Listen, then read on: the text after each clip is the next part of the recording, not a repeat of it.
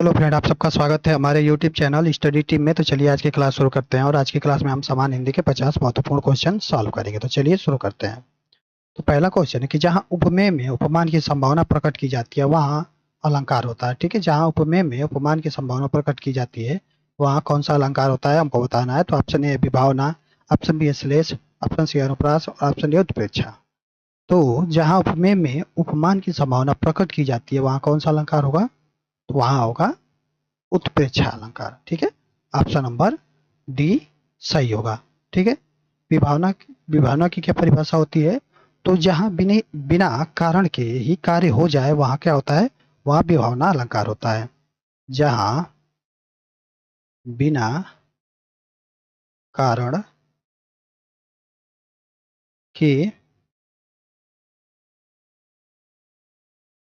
कारण के ही कार्य हो जाए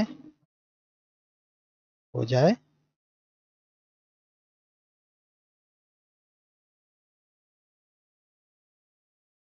वहां विभावना अलंकार होगा। वहां विभावना अलंकार होता है। ठीक है, श्लेष अलंकार क्या होता है? तो श्लेष अलंकार, श्लेष में शब्द का एक ही बार क्या है? शब्द का एक ही बार आता है पर उसका क्या होता है? अर्थ अलग अलग होता है, अलग निकलता है। ठीक है, श्लेष में शब्द एक ही बार आता है पर अर्थ अनेक निकलते हैं। अर्थ अनेक निकलते हैं। ठीक है, इसे हम क्या कहते हैं? इसे श्लेष अलंकार कहते हैं। अनुप्रास अलंकार क्या होता है? तो अनुप्रास में क्या होता है कि अनुप्रास में व्यंजन वर्ण की आवृत्ति होती है। क्या होती है? अनुप्रास में प्रास में व्यंजन वर्ण की आवृत्ति होती है।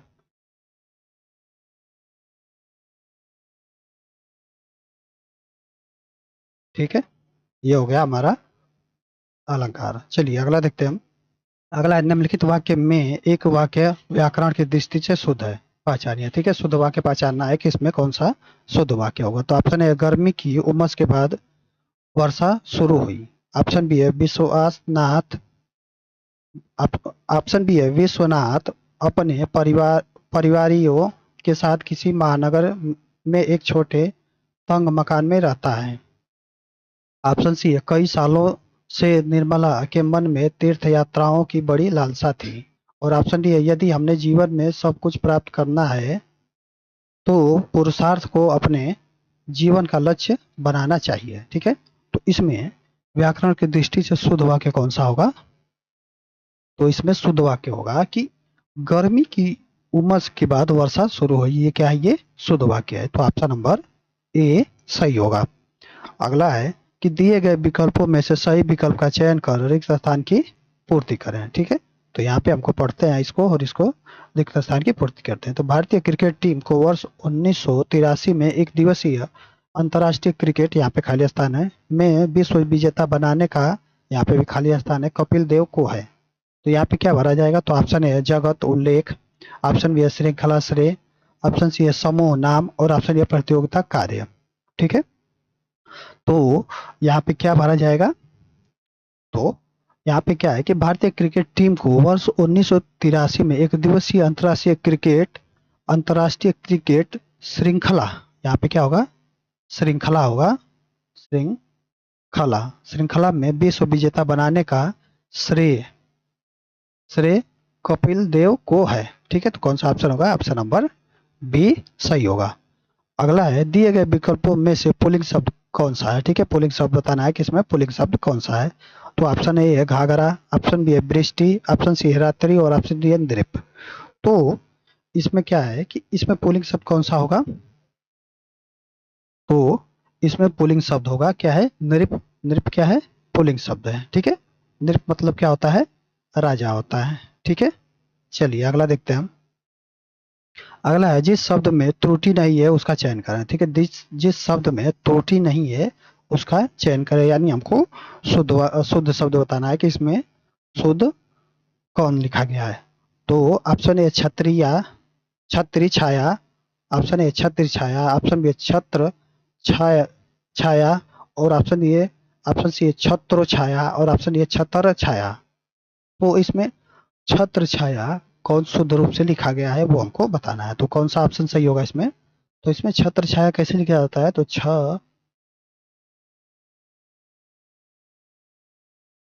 छत्र आधा छाया, ये क्या होता है? ये शुद्ध होता है। तो कौन सा? ऑप्शन नंबर बी सही होगा। चलिए अगला देखते हैं हम।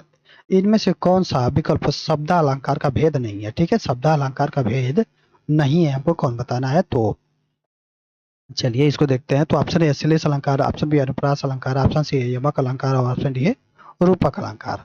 ठीक है, तो सबसे पहले ये देखते हैं कि अलंकार के भेद कितने होते हैं। ठीक है, अलंकार अलंकार के भेद कितने होते हैं? तो अलंकार के 3 भेद होते हैं। कौन कौन सा? पहला होता है शब्दालंकार, दूसरा होता है अर्थालंकार, और तीसरा होता है उभय अलंकार।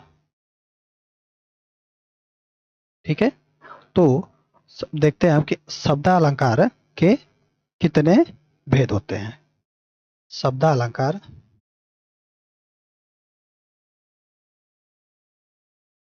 शब्दालंकार के भेद, शब्दालंकार के कितने भेद होते हैं?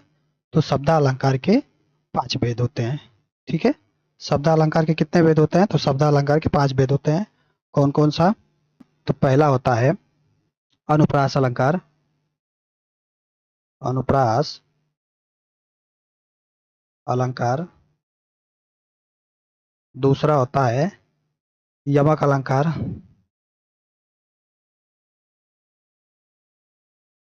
तीसरा होता है श्लेष अलंकार,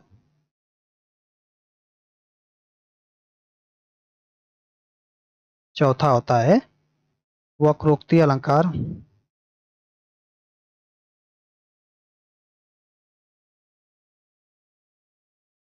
और पांचवा होता है हमारा विप्सा अलंकार।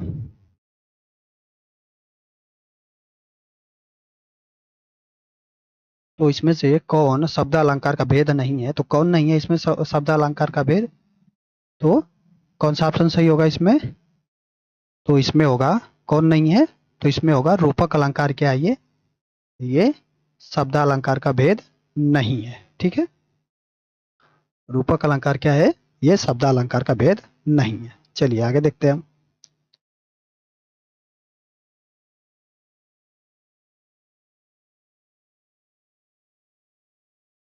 अगला है भारत की सबसे चौड़ी नदी ब्रह्मपुत्र तथा सबसे लंबी नदी गंगा है। वाक्य में प्रयुक्त शब्द सबसे क्या है? ठीक है, हमको बताना है कि यहाँ पे जो वाक्य में प्रयोग हुआ है सबसे, वह क्या है। ठीक है, तो ऑप्शन ए प्रविशेषण, ऑप्शन बी है विशेष, ऑप्शन सी है विशेषण, और ऑप्शन डी है क्रिया विशेषण। ठीक है, ऑप्शन डी है क्रिया विशेषण। तो जो जो सबसे लिखा हुआ है ये क्या है हमको बताना है। तो कौन सा ऑप्शन सही होगा इसमें?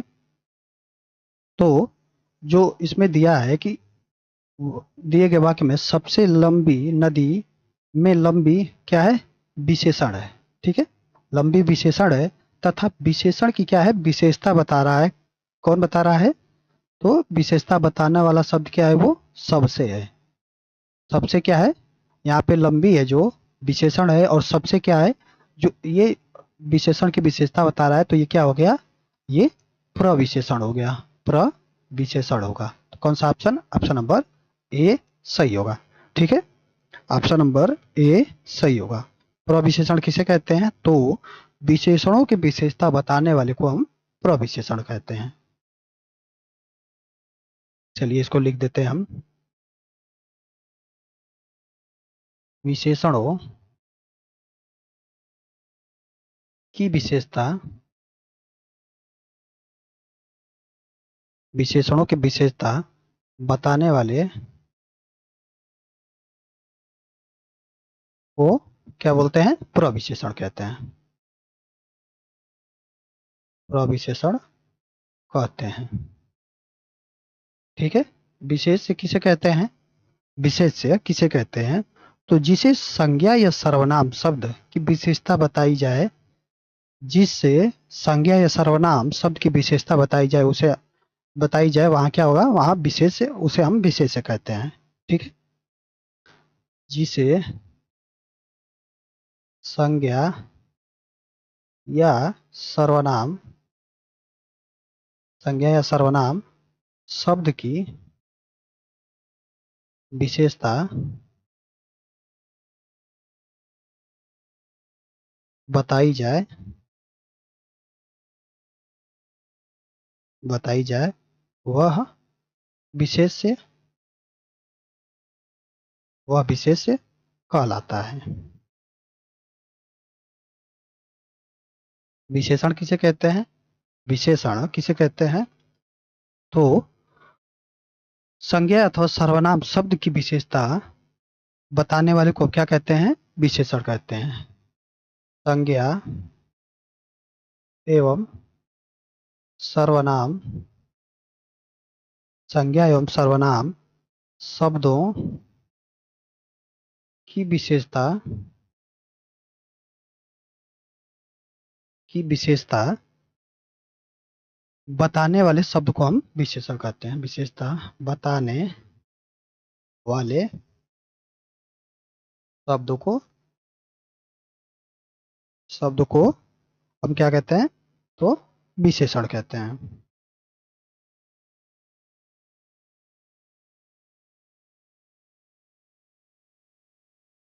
ठीक है, क्रिया विशेषण किसे कहते हैं? क्रिया विशेषण किसे कहते हैं? तो जिन शब्दों से क्रिया की विशेषता का पता चलता है, उसे, उन्हें हम क्रिया विशेषण कहते हैं। जिन शब्दों से,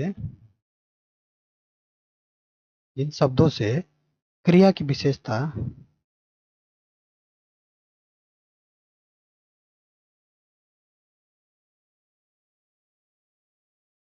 का पता चलता है,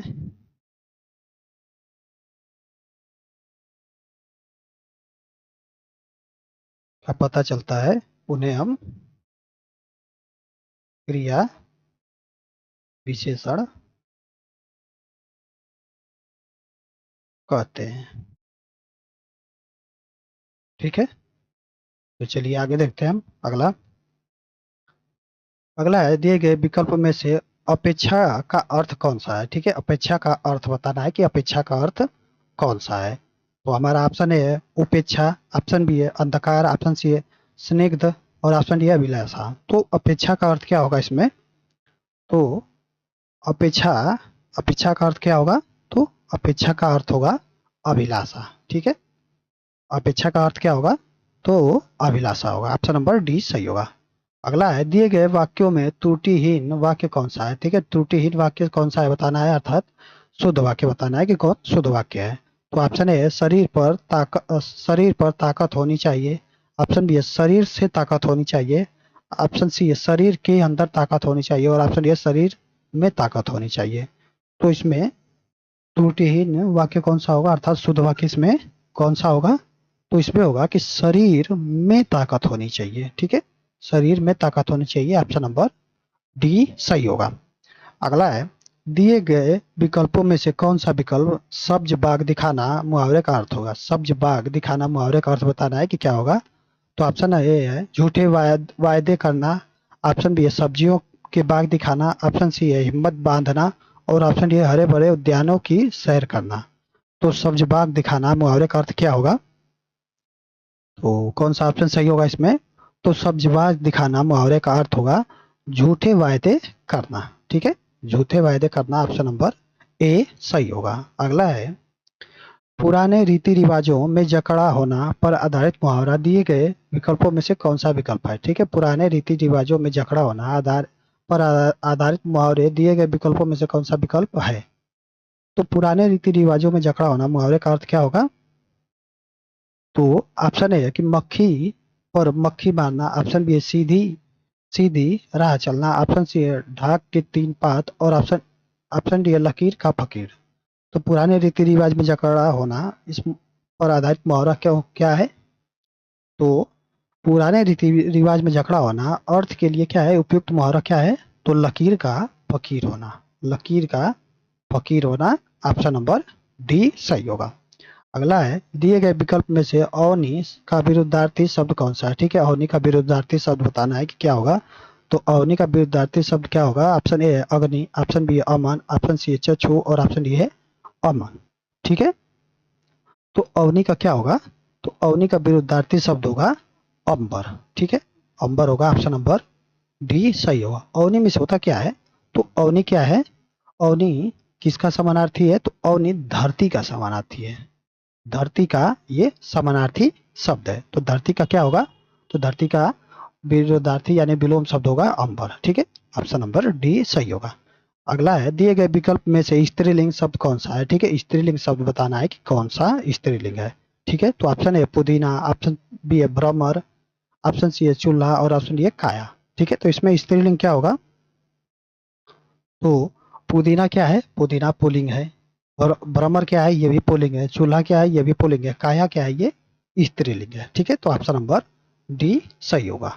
अगला है काठ की हांडी बार बार नहीं चढ़ती। काठ की हांडी बार बार नहीं चढ़ती का आशय है। ठीक है, काठ की हांडी बार बार नहीं चढ़ती, इसका क्या आशय है हमको बताना है। तो ऑप्शन ए लकड़ी का बर्तन अग्नि से जल जाता है, ऑप्शन बी छल कपट का व्यवहार हमेशा नहीं चलता, और ऑप्शन डी दुर्भाग्य की मार बार बार नहीं होती, और ऑप्शन डी बुरे दिन हमेशा नहीं आते।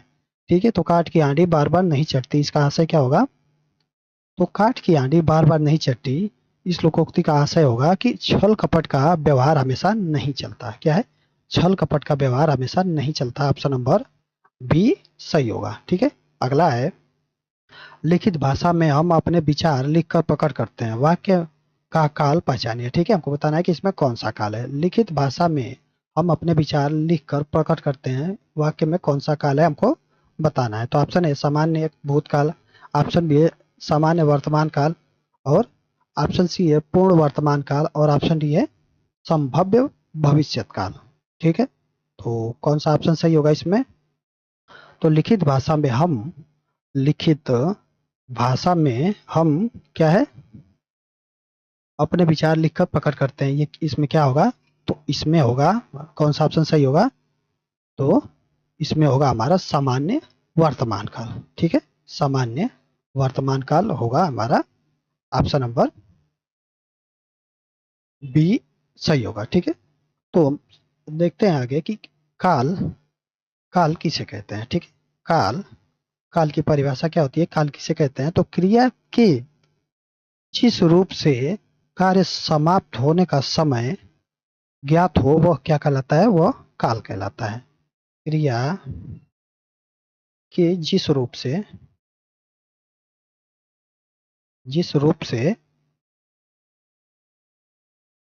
कार्य समाप्त होने का समय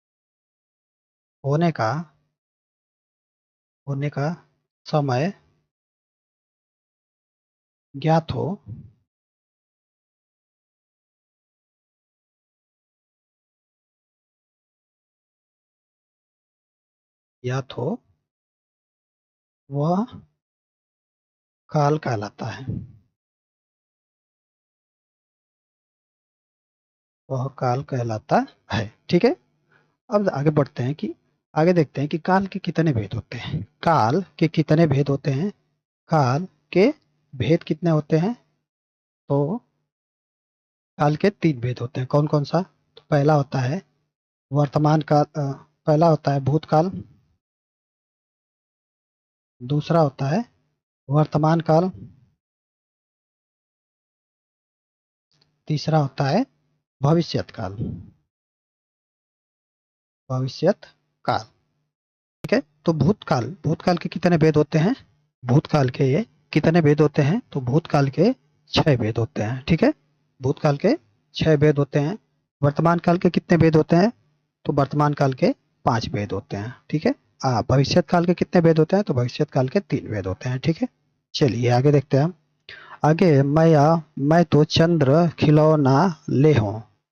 मैं तो चंद्र खिलौना ले हूँ पंक्ति में कौन सा अलंकार है? ठीक है, हमको बताना है कि इसमें कौन सा अलंकार है। तो ऑप्शन ए यमक अलंकार, ऑप्शन बी है उत्प्रेक्षा, ऑप्शन सी है रूपक और ऑप्शन डी है श्लेष। तो इसमें कौन सा अलंकार होगा? तो इसमें क्या है कि इसमें जो लिखा है, जिस पंक्ति में शब्द है चंद्र खिलौना, चंद्र खिलौना, ये क्या है? ये रूपक अलंकार है। ठीक है, क्या होगा? तो ये रूपक अलंकार होगा। ऑप्शन नंबर सी सही होगा। अगला है दिए गए विकल्पों में से सही का चयन कर रिक्त स्थान की पूर्ति करें। यह रास्ता, यहाँ पे खाली स्थान है सावधानी पूर्वक चले। ठीक है, तो ऑप्शन ए अनुमोदन, ऑप्शन बी अवाही, ऑप्शन सी है दुर्गम और ऑप्शन डी है ऋण। तो इसमें क्या भरा जाएगा? तो यह रास्ता क्या है? दुर्गम है, सावधानी पूर्वक चले। यह रास्ता दुर्गम है, सावधानी पूर्वक चले। ऑप्शन नंबर सी सही होगा। अगला है कनक कनक ते सौगुनी मादकता अधिकाय, वह खाए बौराए जग या देखे बौराए। ठीक है, दिए गए दोहे में किस अलंकार को दर्शाया गया है? ठीक है, इसमें अलंकार बताना है कि कौन सा अलंकार होगा। तो ऑप्शन ए यमक अलंकार, ऑप्शन बी अनुप्रास, ऑप्शन सी अनियोक्ति और ऑप्शन डी उपमा। ठीक है, तो इसमें कौन सा अलंकार होगा? तो इसमें इसमें क्या होगा? इसमें यमक अलंकार होगा। ठीक है, यमक अलंकार क्यों होगा? तो यहाँ पे क्या है? यहाँ पे कनक और कनक शब्द का प्रयोग 2 बार हुआ है। ठीक है, यहाँ पे कनक और कनक शब्द का प्रयोग 2 बार हुआ है। इस 2 बार हुआ है तो एक कनक का अर्थ होता है सोना, एक कनक का अर्थ होगा सोना और दूसरे कनक का अर्थ होगा धतूरा, धतूरा। ठीक है, तो यहाँ पे क्या है कि यमक अलंकार में होता है कि एक ही शब्द की एक शब्द की आवृत्ति एक या एक से अधिक बार होती है और उसका अर्थ क्या होता है? अलग अलग होता है। ठीक है, तो ये होगा ऑप्शन नंबर ए यमक अलंकार। चलिए आगे देखते हैं हम। आगे दिए गए विकल्प में से संक्षिप्त का अर्थ कौन सा है? ठीक है, संक्षिप्त का अर्थ कौन सा है? तो ऑप्शन ए मुक्त सर, ऑप्शन बी है विराम, ऑप्शन सी है मुख्य और ऑप्शन डी है व्याख्या है। तो संक्षिप्त का अर्थ क्या होगा?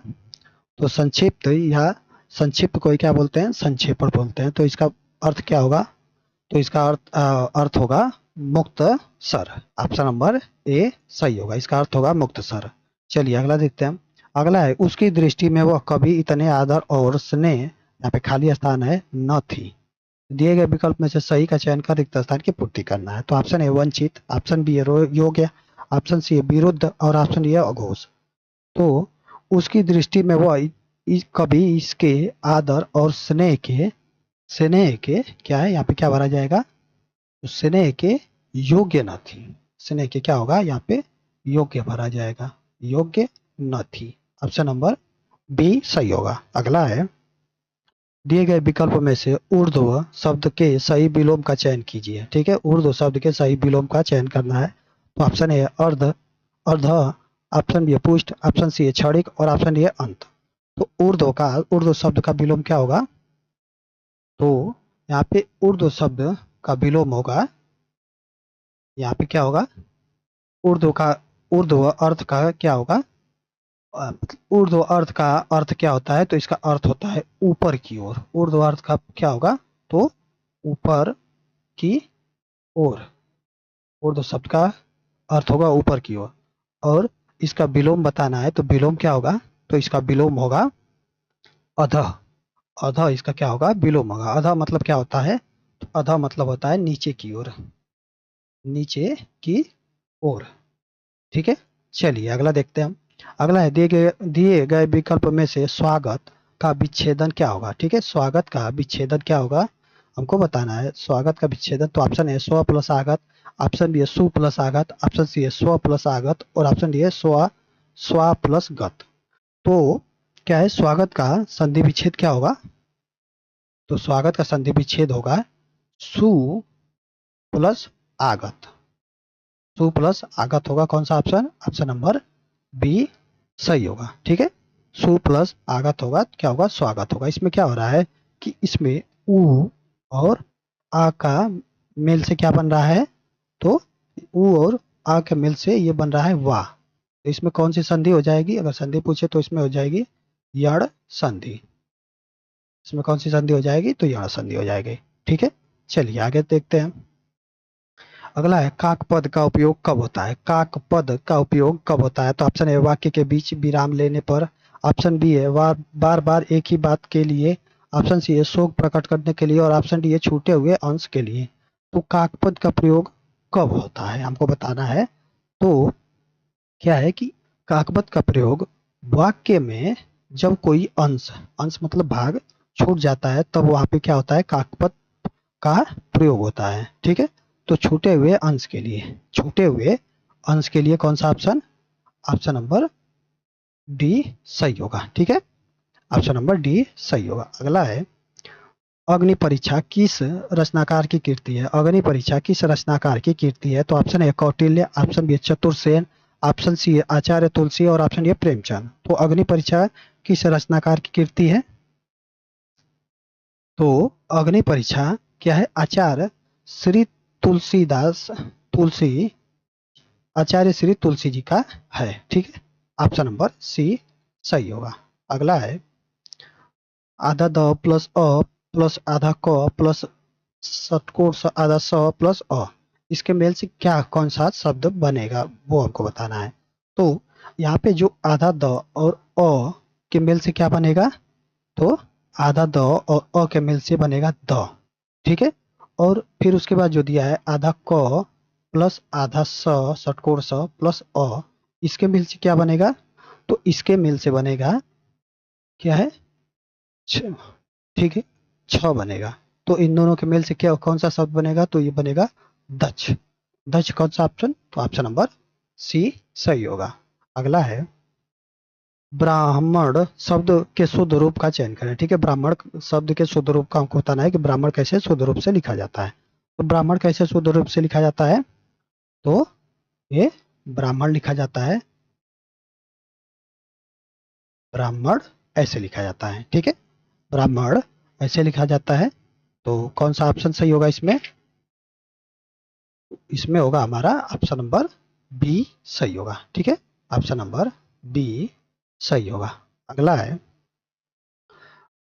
रश्मि रथी के रचयिता कौन है। रश्मि रथी के रचयिता कौन है। तो ऑप्शन ए श्याम सुंदर दास, ऑप्शन सी है पंडित जगन्नाथ, सॉरी ऑप्शन बी है पंडित जगन्नाथ, ऑप्शन सी है शिव सिंह, और ऑप्शन डी है रामधारी सिंह दिनकर।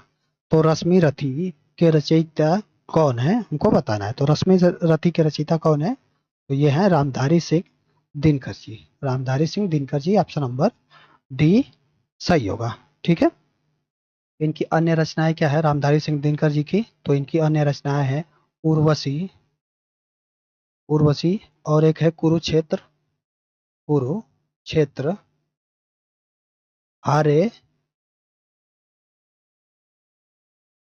और अगला है हारे को हरि नाम, हारे को हरि नाम। ये क्या है, ये रामधारी सिंह दिनकर जी की और रचनाएं हैं। ठीक है, चलिए अगला देखते हैं हम। अगला है गरीब घर के लोग का जीवन, गरीब घर के लोग का जीवन दयनीय होता है। वाक्य में रेखांकित शब्द के वचन बदलिए। ठीक है, घर और लोग का हमको वचन बदलना है इसको। ठीक है, तो ऑप्शन ए है घरों लोग, ऑप्शन बी है घर लोगों, ऑप्शन सी है घरों लोगों, लोगों, और ऑप्शन डी है घरों लोगों। तो इसमें कौन सा ऑप्शन सही होगा, इसका वचन बदलना है तो कौन सा होगा, तो घर का बहुवचन क्या होगा, तो घर का बहुवचन होगा, घर का बहुवचन क्या होता है, तो घर का बहुवचन होगा घरों। ठीक है, और लोग का बहुवचन क्या होगा, तो लोग का बहुवचन होगा लोग ही। ठीक है, लोग का बहुवचन क्या होगा, लोग होगा। तो कौन सा ऑप्शन सही होगा, तो ये होगा ऑप्शन नंबर ए सही होगा। ठीक है, चलिए अगला देखते हैं। अगला है चंद रुपए बचाने के चक्कर में कई लोग को शर्मसार होना पड़ा। इस वाक्य में प्रयुक्त विशेषण का भेद है। ठीक है, चंद रुपए बचाने के चक्कर में कई लोगों को शर्मसार होना पड़ा। इस वाक्य में प्रयुक्त विशेषण का भेद बताना है कि कौन सा विशेषण है। तो ऑप्शन ए विभाग बोधक, ऑप्शन बी है निश्चय संख्यावाचक, ऑप्शन सी है अनिश्चय परिमाणवाचक, ऑप्शन डी है अनिश्चित संख्यावाचक। ठीक है, तो क्या होगा इसमें, तो चंद रुपए शब्द में क्या है, चंद जो रुपए जो यहाँ पे प्रयोग हुआ है, चंद रुपए, इसमें क्या है, तो इसमें है अनिश्चयवाचक, अनिश्चयवाचक, अनिश्चित संख्यावाचक है। इसमें क्या है, अनिश्चित संख्यावाचक है। तो ऑप्शन नंबर डी सही होगा। चलिए अगला देखते हैं हम। अगला है दिए गए विकल्प में से सही विकल्प का चयन कर रिक्त स्थान की पूर्ति करें। ठीक है, शब्द के जिस रूप से यह ज्ञात हो कि वह शब्द, यहाँ पे खाली स्थान है, का है या स्त्री जाति का, उसे खाली स्थान है यहाँ पे कहते हैं। तो क्या भरा जाएगा? तो ऑप्शन है मानव जाति, जाति। ऑप्शन बी है संज्ञा सर्वनाम। ऑप्शन सी है पुरुष जाति लिंग। और ऑप्शन डी है पुरुष अन्य पुरुष। तो शब्द के जिस रूप से यह ज्ञात हो कि वह, शब्द के जिस रूप से यह ज्ञात हो कि वह क्या है? पुरुष का है। पुरुष, वह पुरुष जाति का है, यहाँ पे पुरुष जाति होगा, पुरुष जाति का है या स्त्री जाति का, उसे उसे हम क्या कहते हैं? शब्द के जिस रूप से यह ज्ञात हो कि वह पुरुष जाति का है या स्त्री जाति का, उसे हम क्या कहते हैं? तो उसे हम लिंग कहते हैं। यहाँ पे क्या भरा जाएगा? लिंग भरा जाएगा, उसे हम लिंग कहते हैं। तो कौन सा ऑप्शन सही होगा? तो ये होगा ऑप्शन नंबर सी सही होगा। अगला है इनमें से बिहारी हिंदी का रूप नहीं है। इनमें से बिहारी हिंदी का कौन रूप नहीं है हमको बताना है। तो ऑप्शन है भोजपुरी, ऑप्शन बी अवधी, ऑप्शन सी है मगही और ऑप्शन डी है मैथिली। तो इसमें बिहारी हिंदी का रूप कौन नहीं है? तो ये है कि अवधि क्या है? अवधि ये बिहारी हिंदी का रूप नहीं है। ठीक है, अवधि क्या है? ये बिहारी हिंदी का रूप नहीं है। किसका रूप है? तो यह पूर्वी हिंदी की क्या है? प्रमुख बोली है। यह कैसी है? तो ये पूर्वी हिंदी की प्रमुख बोली है। हिंदी की प्रमुख बोली है। ठीक है, चलिए आगे देखते हैं। अगला है उत्थान में कौन सा उपसर्ग प्रयुक्त हुआ है? प्रयुक्त है। ठीक है, उत्थान में उपसर्ग बताना है कि कौन सा उपसर्ग है। तो ऑप्शन है उत, ऑप्शन बी है उल, ऑप्शन सी है उत्था और ऑप्शन डी है उत। तो उत्थान में क्या होगा? कौन सा उपसर्ग होगा? तो इसमें उत उपसर्ग लगा है। ठीक है, ऑप्शन नंबर डी सही होगा। अगला है अशुद्ध वाक्य का चयन कीजिए। ठीक है, अशुद्ध वाक्य का चयन करना है। तो ऑप्शन है जो परिश्रम करता है वह सफल होता है। ऑप्शन बी है इतनी रात गई आप कहाँ थे। ऑप्शन सी है मैं मेला देखने जाता हूँ और ऑप्शन डी है 1 और 1 11 होते हैं। ठीक है, तो अशुद्ध वाक्य इसमें कौन सा होगा? तो इसमें होगा कि इतनी रात गई आप कहाँ थे। ये क्या है? इसमें इसमें क्या है? अशुद्ध, ये क्या है? अशुद्ध वाक्य है। ठीक है, इतनी रात गई आप कहाँ थे, ये अशुद्ध वाक्य है। ठीक है, ऑप्शन नंबर बी सही होगा। अगला है यथासाध्य शब्द में समास होगा। ठीक है, यथासाध्य शब्द में समास होगा। हमको बताना है कि कौन सा समास होगा। तो यथासाध्य का अगर हम समास विग्रह करेंगे तो क्या होगा? तो साध्य या शक्ति के अनुसार। यथासाध्य का क्या होगा कि सामर्थ्य, सामर्थ्य अथवा सामर्थ्य अथवा या सामर्थ्य या शक्ति के अनुसार। तो इसमें कौन सा समास हो जाएगा? तो इसमें होगा अव्ययी भाव समास। ठीक है, अव्ययी भाव समास होगा इसमें। ऑप्शन नंबर सी सही होगा। अगला है हरिश्चंद्र शब्द में संधि होगी। ठीक है, हरिश्चंद्र शब्द में कौन सी संधि होगी हमको बताना है। तो ऑप्शन है स्वर संधि, ऑप्शन बी है विसर्ग संधि, ऑप्शन सी है व्यंजन संधि और ऑप्शन डी है इनमें से कोई नहीं। तो हरिश्चंद्र का अगर संधि विच्छेद करेंगे तो क्या होगा? हरि, हरि प्लस चंद्र। ठीक है, हरि प्लस चंद्र होगा। ठीक है, तो इसमें कौन सी संधि हो जाएगी? तो इसमें विसर्ग संधि हो जाएगी। ठीक है, ऑप्शन नंबर बी सही होगा। अगला है संभ्रम का विलोम होगा। संभ्रम का विलोम क्या होगा हमको बताना है। तो ऑप्शन है अपूर्ण, ऑप्शन बी है तामसिक, ऑप्शन सी है ग्लान और ऑप्शन डी है संयम।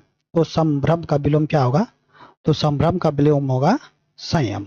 ठीक है, ऑप्शन नंबर डी सही होगा। अगला है जब नौकरानी घर में नहीं थी तब चोरी हो गई, वाक्य है। ठीक है, जब नौकरानी घर में नहीं थी तब चोरी हो गई, ये कैसा वाक्य हमको बताना है। तो ऑप्शन ए मिश्र वाक्य, ऑप्शन बी संयुक्त वाक्य, ऑप्शन सी सरल वाक्य और ऑप्शन ए इनमें से कोई नहीं।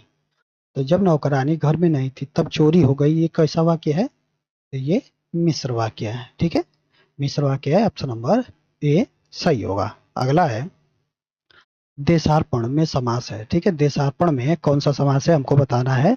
तो ऑप्शन ए करण तत्पुरुष, ऑप्शन बी है संप्रदान तत्पुरुष, ऑप्शन सी अपदान तत्पुरुष और ऑप्शन डी है कर्म तत्पुरुष।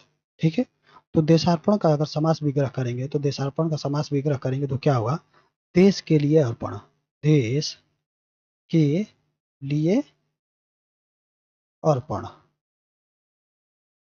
तो इसमें कौन सा समास होगा, तो यहाँ पे के लिए का प्रयोग हुआ है। ठीक है, तो ये तत्पुरुष समास का कौन सा होगा, तो ये होगा संप्रदान में। क्या होता है कि संप्रदान में के लिए होता है, तो ऑप्शन नंबर बी सही होगा। ठीक है, अगला है श्रेष्ठ और सुनिश्चित लोगों द्वारा निश्चित प्रयुक्त तथा व्याकरण सम्मत भाषा रूप ही कहलाती है। ठीक है, शिष्ट और सुनिश्चित लोगों द्वारा निश्चित प्रयुक्त तथा व्याकरण सम्मत भाषा रूप ही कहलाती है। हमको बताना है कि भाषा रूप वो क्या कहलाती है। तो ऑप्शन ए व्याकरण, ऑप्शन बी है भाषा, ऑप्शन सी है राजभाषा और ऑप्शन डी है मानक भाषा। तो शिष्ट और सुनिश्चित लोगों द्वारा निश्चित प्रयुक्त तथा व्याकरण सम्मत भाषा रूप ही मानव क्या है, मानव सॉरी, ये भाषा रूप ही क्या है, मानक भाषा है। ये क्या है, यह मानक भाषा है। ऑप्शन नंबर मानक भाषा वो कहलाती है। ऑप्शन नंबर डी सही होगा। मैंने एक यहाँ पे क्रिस होगा, क्रिस।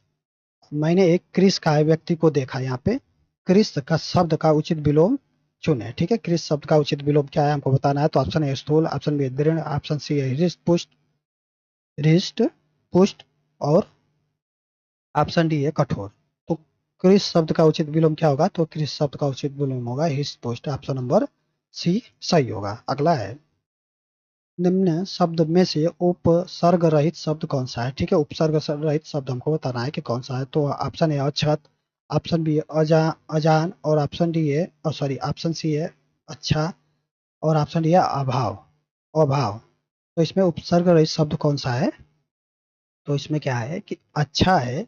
अच्छा क्या है, ये उपसर्ग रहित शब्द है। ठीक है, अगला है शिथिल में शिथिल के पर्यायवाची शब्द है। ठीक है, शिथिल का पर्यायवाची शब्द कौन है आपको बताना है। तो option A Veer, option A है वीर बहादुर योद्धा, वीर बहादुर योद्धा, ऑप्शन बी है विनम्र शिष्ट सुशील, ऑप्शन सी है सुस्त ढीला धीमा, ऑप्शन डी है प्रचुर बहुल शक्तिहीन। तो शिथिल शब्द का पर्यायवाची क्या होगा, तो शिथिल शब्द का पर्यायवाची होगा सुस्त ढीला और धीमा। सुस्त ढीला धीमा ये क्या है, शिथिल का पर्यायवाची है। ऑप्शन नंबर सी सही होगा। अगला है निम्नलिखित में से कौन सा विकल्प विलोमार्थी नहीं है। ठीक है, विलोमार्थी कौन सा विकल्प नहीं है। तो ऑप्शन ए निंदा पर निंदा, ऑप्शन बी है प्रफुल्ल म्लान, ऑप्शन सी है मूक वाचाल और ऑप्शन डी है ये सभी। ठीक है, तो इसमें क्या है कि कौन विलोमार्थी शब्द नहीं है वो बताना है। तो ऑप्शन कौन सा सही होगा, तो ये होगा ऑप्शन नंबर ए, क्या है ये विलोमार्थी नहीं है। ठीक है, चलिए अगला देखते हैं हम। अगला है अब तुम आओ, वाक्य है अब तुम आओ, ये कैसा वाक्य है हमको बताना है। तो ऑप्शन है इच्छावाचक, ऑप्शन बी है विधानवाचक, ऑप्शन सी है आज्ञावाचक और ऑप्शन डी है संकेतवाचक। तो अब तुम आओ ये कैसा वाक्य है, तो अब तुम आओ यह वाक्य क्या है, ये आज्ञावाचक वाक्य है। ठीक है, आज्ञावाचक वाक्य है। ऑप्शन नंबर सी सही होगा। अगला है निम्नांकित में सही वर्तनीय है। ठीक है, सही वर्तनीय हमको बताना है कि कौन सा सही होगा। तो इसमें जो अश्वत्थामा लिखा है इसको वर्तनीय रूप से शुद्ध कैसे लिखा जाता है, तो अश्वत्थामा, अश्वत्थामा ये क्या है, ये वर्तनीय रूप से शुद्ध होगा। तो कौन सा ऑप्शन सही होगा, अश्व, अश्वत्थामा ये है। ऑप्शन नंबर डी सही होगा। ठीक है, ऑप्शन नंबर डी सही होगा। अगला है पहाड़ी इलाके में इनमें से कौन सी भाषा बोली जाती है। ठीक है, पहाड़ी इलाके में इनमें से कौन सी भाषा बोली जाती है। तो ऑप्शन है छत्तीसगढ़ी, ऑप्शन बी है गढ़वाली कुमाऊनी और ऑप्शन सी है मेवाती मारवाड़ी और ऑप्शन डी है कन्नौजी। तो पहाड़ी इलाके में बोली जाने वाली भाषा इनमें से कौन सी है, तो ये है गढ़वाली और कुमाऊनी। ये क्या है, ये पहाड़ी इलाके में बोली जाने वाली भाषा है। ठीक है, अगला है किस रस के संचारी भाव अग्रता गर्व हर्ष आदि है। ठीक है, सॉरी, किस रस के संचारी भाव उग्रता गर्व हर्ष आदि हैं। तो ऑप्शन है श्रृंगार, ऑप्शन बी वीर, ऑप्शन सी वात्सल्य और ऑप्शन डी है रौद्र। तो किस रस का है संचारी भाव उग्रता गर्व हर्ष आदि है वो हमको बताना है। तो उग्रता गर्व हर्ष आदि किस रस के हैं, तो ये वीर रस के संचारी भाव हैं। ठीक है, चलिए अगला देखते हैं हम। अगला है हेडमास्टर में किस प्रकार का उपसर्ग लगा है। ठीक है, हेडमास्टर में किस प्रकार का उपसर्ग लगा है हमको बताना है। तो ऑप्शन है संस्कृत, ऑप्शन बी है उर्दू, ऑप्शन सी अंग्रेजी और ऑप्शन डी है हिंदी। तो हेडमास्टर में किस प्रकार का उपसर्ग लगा है, तो इसमें अंग्रेजी उपसर्ग लगा है। ठीक है, हेडमास्टर क्या है, हेडमास्टर अंग्रेजी भाषा का शब्द है। ठीक है, चलिए अगला देखते हैं हम। अगला है हथियार डाल देना मुहावरे का सही अर्थ है। हथियार डाल देना मुहावरे का सही अर्थ क्या है? तो ऑप्शन ए विजयी होना, ऑप्शन सी बी है हार मान लेना, ऑप्शन सी है हमला करना और ऑप्शन ए पीछा करना। तो हथियार डाल देना, इस मुहावरे का अर्थ क्या होगा? तो हार मान लेना, ये क्या है? हथियार डाल देना मुहावरे का अर्थ होगा। ठीक है, ऑप्शन नंबर बी सही होगा। तो चलिए आज की इस वीडियो में इतना ही। अगर वीडियो आपको अच्छी लगी हो तो वीडियो को लाइक करें और चैनल को सब्सक्राइब जरूर करें।